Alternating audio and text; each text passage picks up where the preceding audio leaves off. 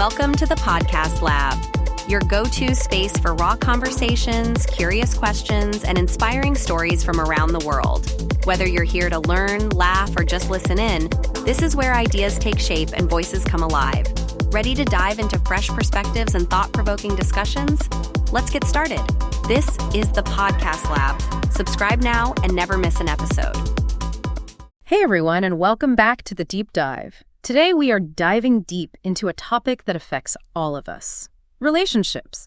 We're going beyond the surface level here to explore red flags, green flags, and everything in between so we can learn to build stronger, healthier connections. You know, it's interesting how much emphasis is placed on spotting those relationship red flags, but it's equally crucial to understand those green flags, those signs of a healthy partnership. It's like, exactly. It's kind of like building a house, right? Yeah. You need to know what materials make it strong, not just what makes it fall apart. I like that analogy. So we've got this insightful material that we're going to deep dive into today, and it does more than just define the red flags and green flags.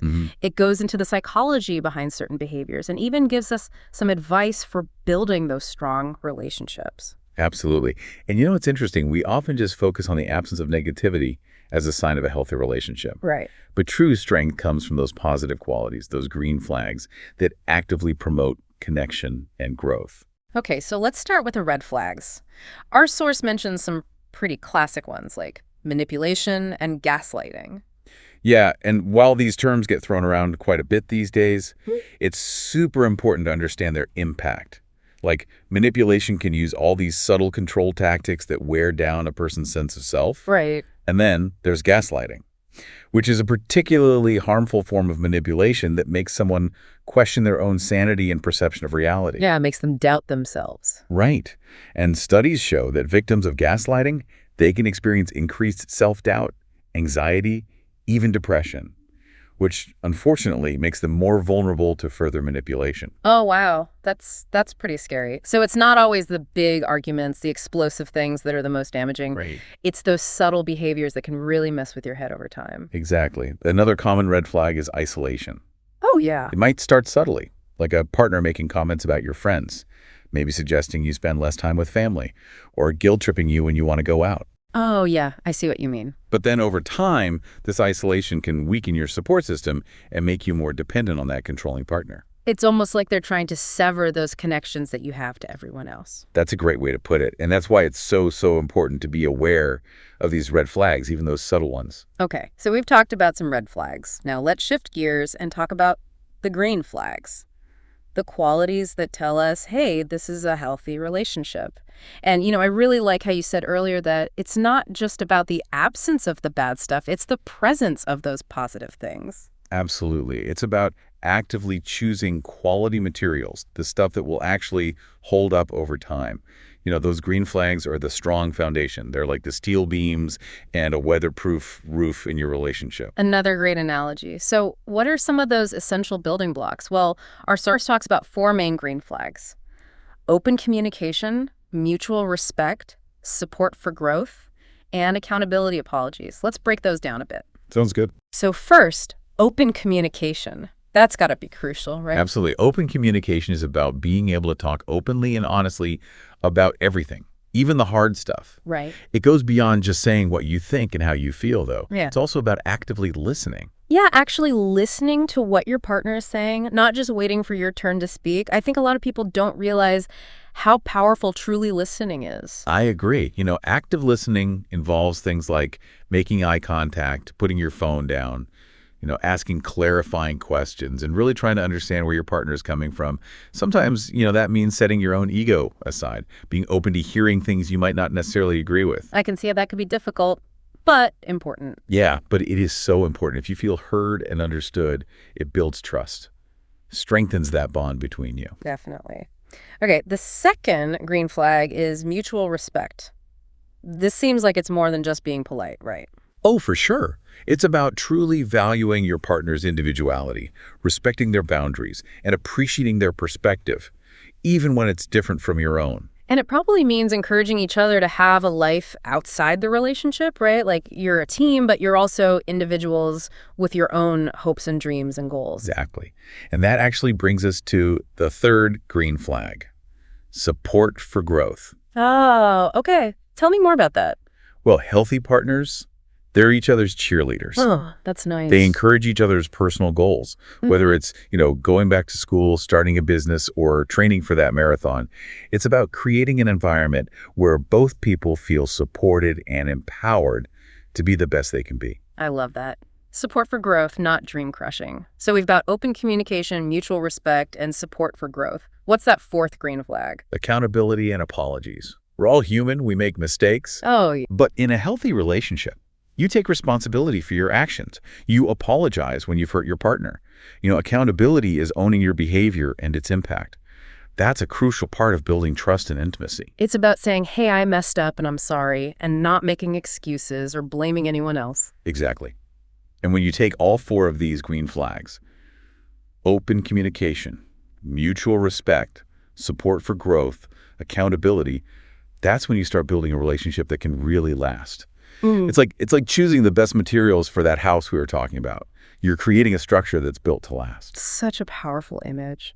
So we've covered those 4 key green flags. Now let's get a little more in depth here. Our source also lists a few additional red flags to look out for. Okay. These are like red flags version 2.0. Jealousy, possessiveness, overstepping boundaries. Right. Why are these behaviors so damaging? Well, they often come from a place of insecurity or a need for control. Oh. And they can show up in subtle ways, like, constantly checking your phone or social media, making accusations without any evidence, or trying to dictate who you can spend time with. It's like they're trying to make your world tiny. So it's all about them. Yes, and that can be suffocating. It can be incredibly damaging to your sense of self. These behaviors, they can lead to anxiety, resentment, a loss of trust. So how do we deal with this? What can you do if you're seeing these types of red flags? Setting clear boundaries early on. Okay. And it's not about, being aggressive or controlling. It's about communicating your needs assertively but calmly. For example, using I statements can be very effective. Like instead of saying, you're always checking my phone, you could say, I feel uncomfortable when you go through my phone without asking. It's about owning your feelings and setting those healthy boundaries. But what if someone keeps ignoring those boundaries that you've set? That's a huge red flag. Yeah. It suggests a lack of respect for you, for your autonomy, your feelings, which could be a sign of bigger issues. Oh, wow. That's pretty intense. In those cases, it might be time to step back and decide if this relationship is actually good for you. So we've talked about those basic red and green flags. Now I'm wondering, how do we actually build a healthy relationship? We know the good and bad materials, but how do we build that amazing house? What are some concrete steps? That's a great question. And luckily, our source has some practical tips that we're going to get into. Okay, great.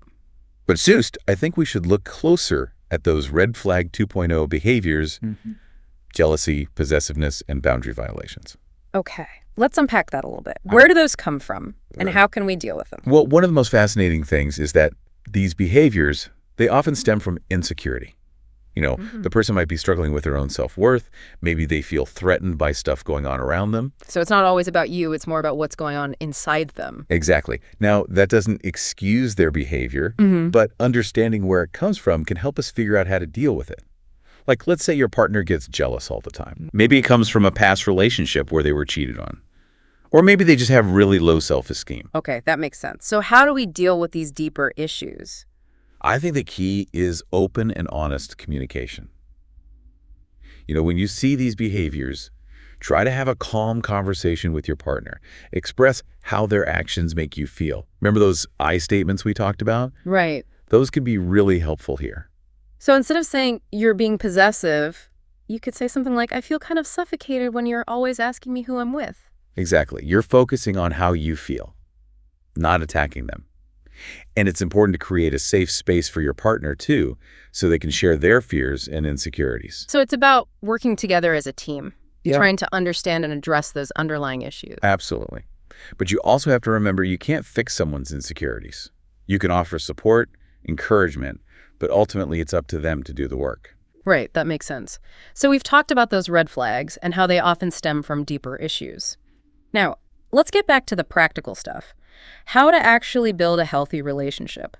We know the good and bad materials, but how do we actually construct that dream house? What are some concrete steps we can take? Okay. Well, our source offers some fantastic practical tips. The first is all about active listening. We've talked about this a bit already, but let's dive in a little deeper. What does active listening actually look like in real life? Yeah, how can we get better at it?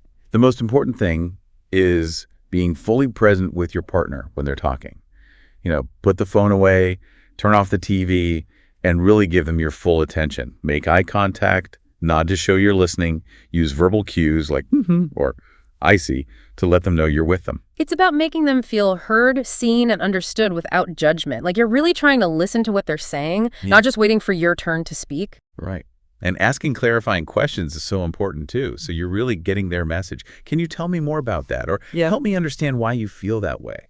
And even if you don't agree with their point of view, you're still trying to see things from their perspective. Absolutely. Active listening is all about validating their feelings, even if you don't agree with their views.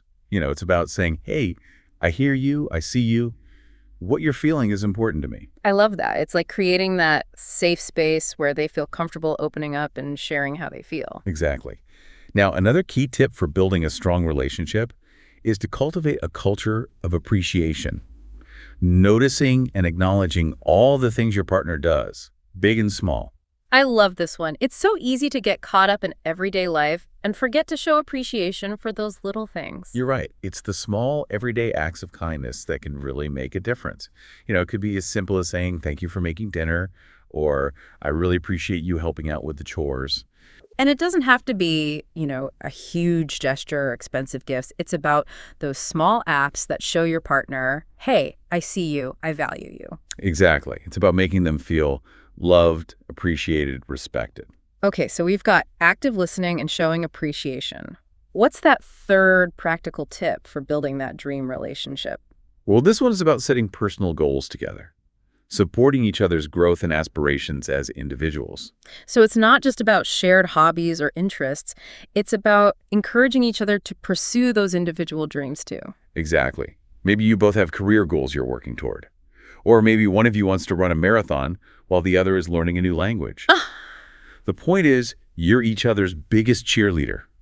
You're creating a partnership where both of you feel supported and empowered to grow. You're like accountability partners, but in a good way. Yeah. You're on the same team, celebrating each other's wins, being there during the setbacks, and helping each other stay motivated and focused. I love that. It's about developing that growth mindset, not just as individuals, but as a couple. Okay, so we've talked about these practical tips: active listening, showing appreciation, setting goals together. As we wrap up this part of the deep dive, what are some of the most important things you want our listeners to remember?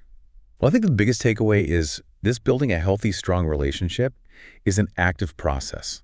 It doesn't just happen. It takes effort, it takes intention, and a willingness to choose those green flags every day. And going back to that building analogy, it takes time, it takes patience, and the right materials to build something that lasts. Right. But the rewards of having a strong, healthy relationship, those are incredible. It brings so much joy and security and fulfillment to our lives.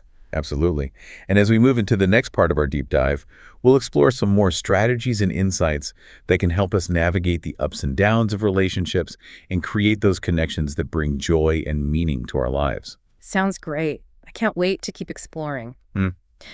So everyone, stay tuned as we continue our deep dive into building healthier and happier relationships. Welcome back, everyone, to the deep dive. We've been exploring all these different aspects of building healthy relationships. And before we wrap up, I've been thinking about something. Oh, what's that? Well, we've been focusing on romantic relationships this whole time. But do these ideas like the red flags, the green flags, that whole building a house thing apply to other types of relationships too? You mean like friendships, family relationships, even work relationships? Yeah. Exactly. It seems like those dynamics are probably at play there too. You're absolutely right. Those dynamics aren't just for romantic relationships. Healthy communication, respect, supporting each other's growth, those are things we need in all sorts of relationships. Okay. Yeah, I see what you mean. So how might those red flags show up in, let's say, a friendship? Well, think about a friend who's always putting you down or dismissing your feelings or maybe pressuring you to do things you don't feel comfortable with. Those are red flags. Just like in a romantic relationship, those behaviors can really damage your self-esteem. It's like they're using weak materials to build that friendship. Exactly. It becomes unstable, prone to falling apart. And the green flags. Think of a friend who's always there to celebrate your successes, to lend an ear when you're feeling down, and to encourage you to chase your dreams. Those are the signs of a healthy, supportive friendship. So it's not just about getting rid of toxic people. It's also about actively looking for people who actually support you and make you feel good. Absolutely. And the same goes for family relationships. Think about the family members who are always there for you, the ones who respect your boundaries and who you know you can always count on. Those are the strong connections that hold your family together. Yeah. And then there are those red flag relatives, right? Maybe they're constantly criticizing you, making you feel guilty, or trying to control your life. Exactly. That kind of behavior can cause so much tension and resentment. It creates distance within a family. It's like cracks in the foundation of a house. If you don't take care of them, they can weaken the whole structure. Wow. This is making me rethink some of my own relationships. It sounds like even in the workplace, you can see these same patterns. Oh, absolutely. Yeah. Imagine a boss who's always micromanaging you, taking credit for your work, or creating a hostile environment.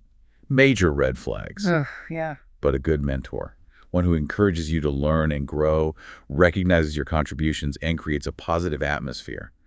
Those are the signs of a healthy professional relationship. It's like we have a new way of looking at all types of relationships, not just romantic ones. Exactly. These principles, they apply across the board.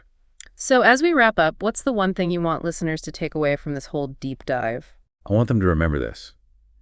They deserve healthy, fulfilling relationships in all areas of their lives. And it's not selfish to put your well-being first, to look for connections that make you feel good, that support you, and bring joy into your world. That's such a powerful message. It's not just about avoiding those red flags. It's about actively seeking out those positive connections and building a life surrounded by people who make us feel loved and valued. And remember, building healthy relationships, it's a journey.